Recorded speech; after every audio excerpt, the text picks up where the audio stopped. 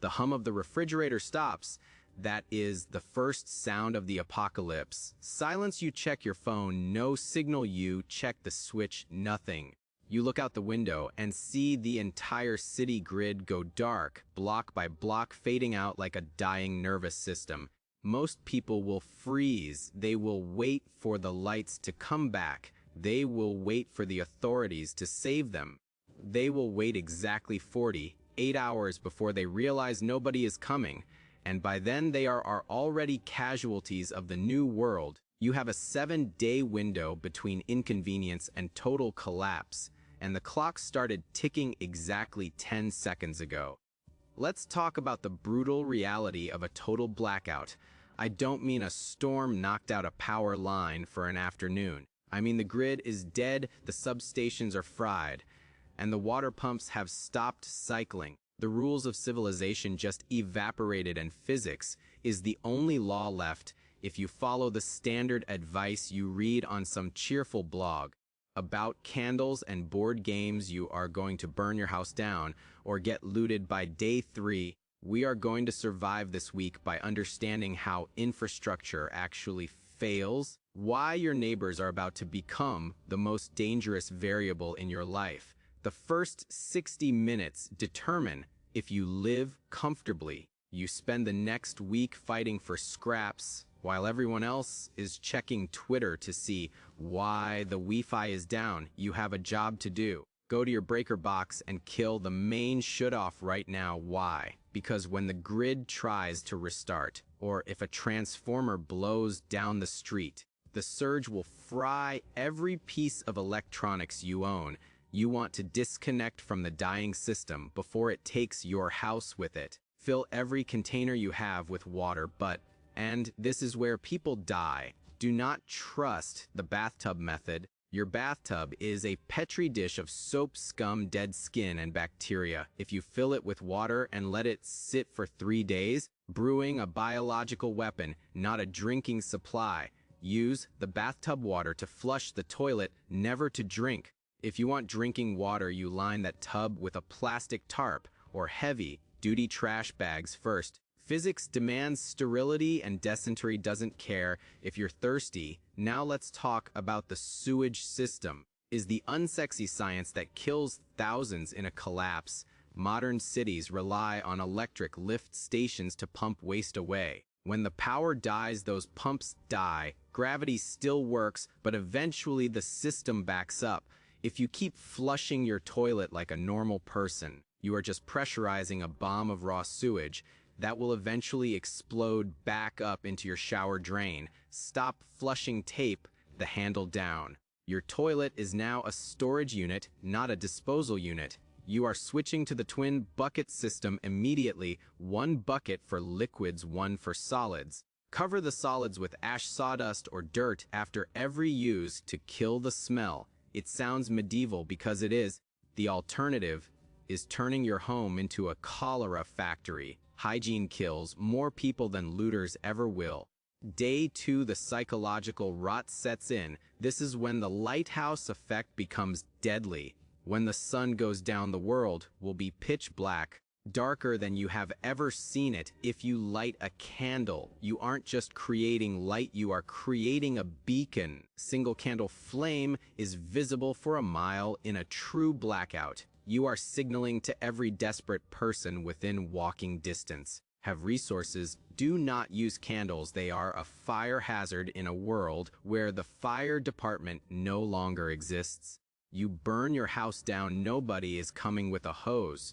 You are just homeless in the apocalypse. Use headlamps with a red light filter. Preserves your night vision and doesn't travel as far as white light. Black out your windows with heavy blankets, cardboard, or trash bags.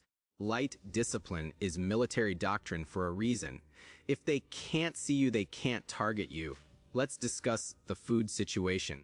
You have a freezer full of meat that is currently melting. Most people try to save it. They open the door every hour. Check the temperature, which just vents the cold air out faster. Leave the door shut. Wrap the entire fridge in blankets to add insulation. You have about 20 4 hours before that food enters the danger zone. When you do eat, you need to think about smell discipline. If you fire up the barbecue grill in the backyard on day 3, the scent of cooking meat will travel through the neighborhood. Like a dinner bell for the starving, you are advertising your wealth. Eat the perishables first, but eat them cold if you have to, or cook them inside with windows sealed. Do not advertise a feast when your neighbors are eating crackers and panic. Day 4, the water pressure in the pipes is gone. The water towers have drained. This is where the amateurs start drinking from the hot water heater. It's a smart move, but there is a catch. The bottom of your water heater is filled with years of toxic sediment, heavy metals, and sludge.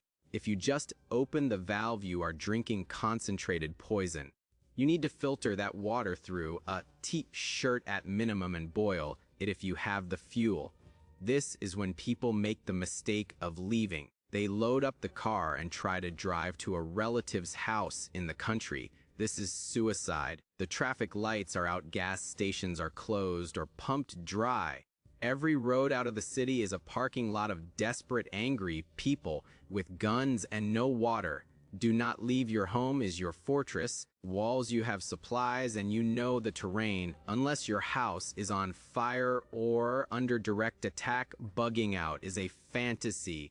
Stay put, you stay quiet, you become the gray man.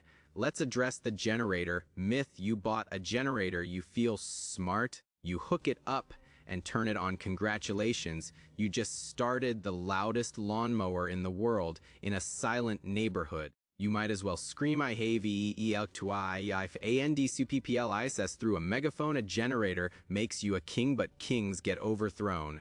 If you must run a generator, you dig a pit for it. You build a baffle box out of plywood and carpet to absorb the sound. You never ever run it at night. Charge your batteries during the peak noise of the day, then shut it down. The goal is not to have the lights on all the time.